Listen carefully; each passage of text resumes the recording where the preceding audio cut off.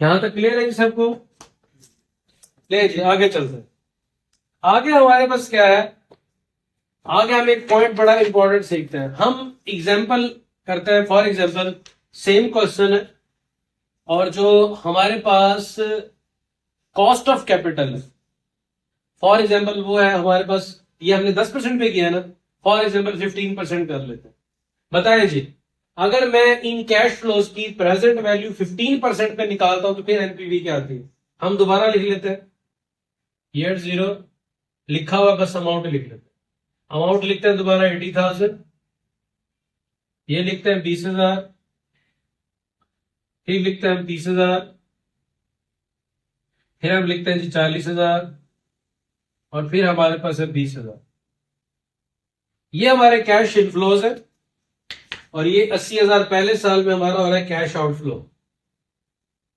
अब हम निकालते हैं जी कि हमारा अगर डिस्काउंट फैक्टर यहां था 10%, अब हम निकालते हैं जी डिस्काउंट फैक्टर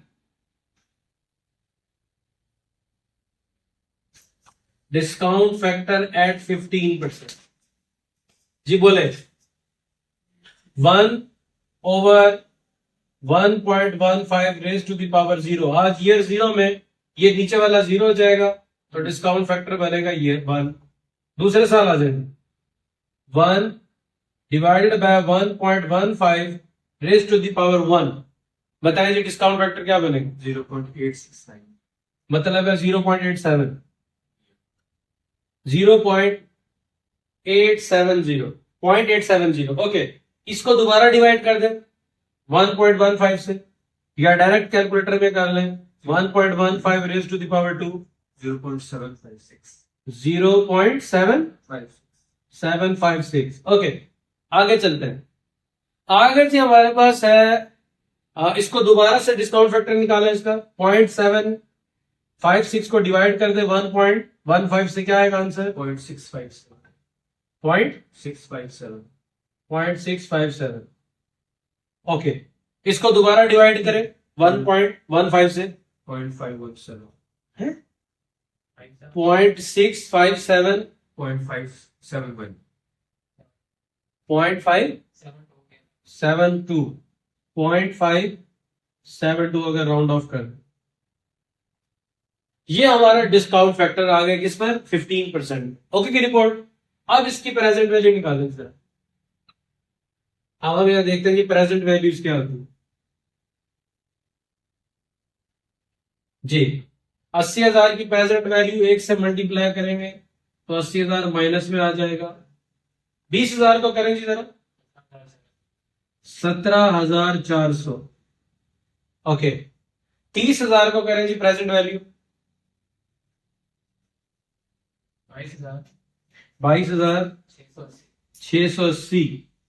40,000 की प्रेजेंट वैल्यू क्या निकालना है?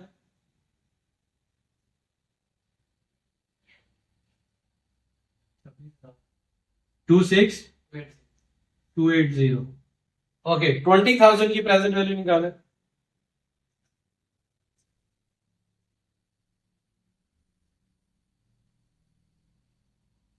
11,440।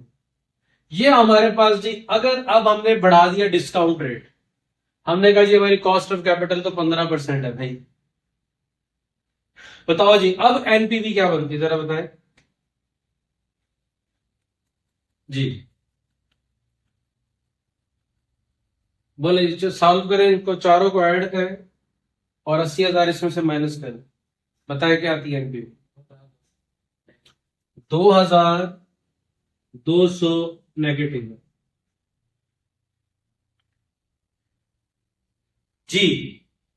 10% पे इन्वेस्ट करता हूं तो एनपीवी पॉजिटिव है, 15% पे इन्वेस्ट करता हूं तो मेरी एनपीवी नेगेटिव है। ठीक है भैया, वो कौन सा पॉइंट होगा जो मेरे लिए लीस्ट एक्सेप्टेबल है? एटलीस्ट मेरे प्रोजेक्ट में, चलो मैं नया प्रोजेक्ट लगाऊंगा, नई गुड्स आएंगी, मार्केट में गुडविल बेहतर हो जाएगी, पोर्टफोलियो बढ़ जाएगा और मार्केट ने अगर फ्यूचर में ग्रो किया तो कैश फ्लोज भी पॉजिटिव हो जाएंगे, एक्सपीरियंस भी आ जाएगा, लर्निंग कर्व के बाद शायद फ्यूचर में अगले प्लांट से मैं ज्यादा नफा ले लूं। तो एटलीस्ट मेरे प्लांट में ये एबिलिटी तो हो कि ये मेरी जो कॉस्ट मुझे पड़ रही है उसको तो कवर करे।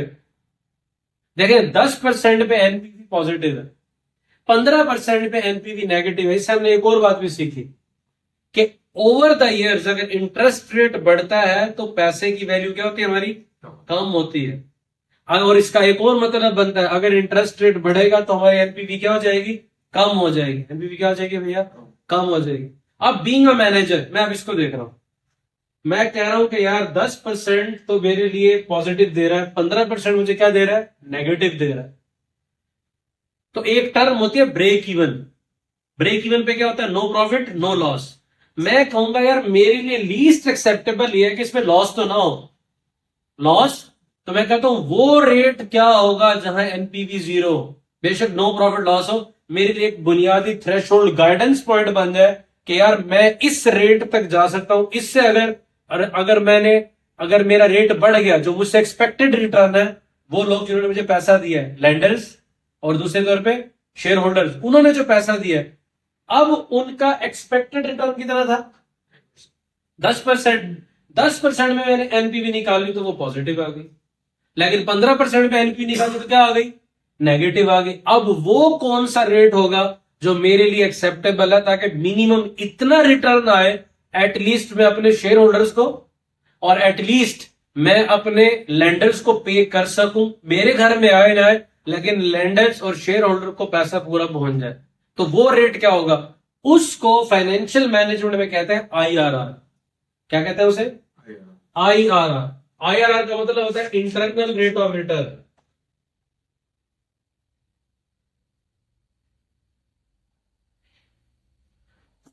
आईआरआर वो रेट होता है जो आपको गाइड करता है, जो आपको बताता है कि भाई मैं वो रेट हूं जिस पर आपकी एनपीवी पॉजिटिव होगी।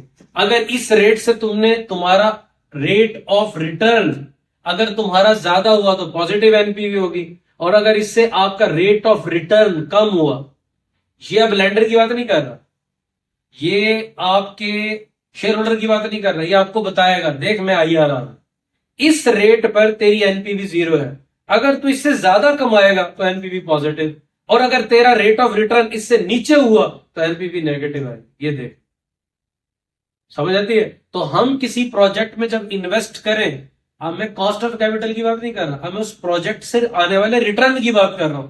फॉर एग्जाम्पल मेरी कॉस्ट ऑफ कैपिटल है 13%।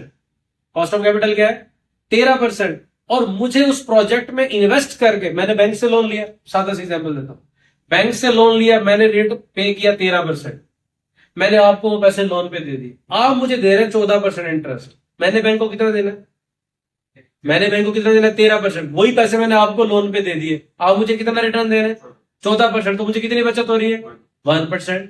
इसी तरह जब मैं किसी प्रोजेक्ट में इन्वेस्ट करूंगा, मैंने बैंक से पैसे लिए, मेरी कॉस्ट ऑफ कैपिटल 10%, और अगर मुझे वो प्रोजेक्ट दे रहा है रिटर्न 11%, तो 1% क्या होगा, मेरी जेब में जाएगा, 10% मैं बैंक को दे दूंगा। तो ये आईआरआर वो रिटर्न होता है जो हमें बताता है भाई मैं वो रेट हूं जहां तुम्हारी एनपीवी 0 होगी, ना नफा ना नुकसान। इससे ज्यादा कमाओगे फायदा, इससे कम कमाओगे नुकसान। तो आईआरआर क्या होता है हमारा भाई, इंटरनल रेट ऑफ रिटर्न वो होता है जिस पर एनपीवी हमारी क्या हो जाती है, एनपीवी नील हो जाती है। अगर प्रोजेक्ट इस रेट से ज्यादा हमें दे तो उसको एक्सेप्ट कर लेंगे, और अगर उस प्रोजेक्ट से आने वाला रिटर्न इस रेट से कम होगा तो हम इस प्रोजेक्ट को एक्सेप्ट नहीं करेंगे।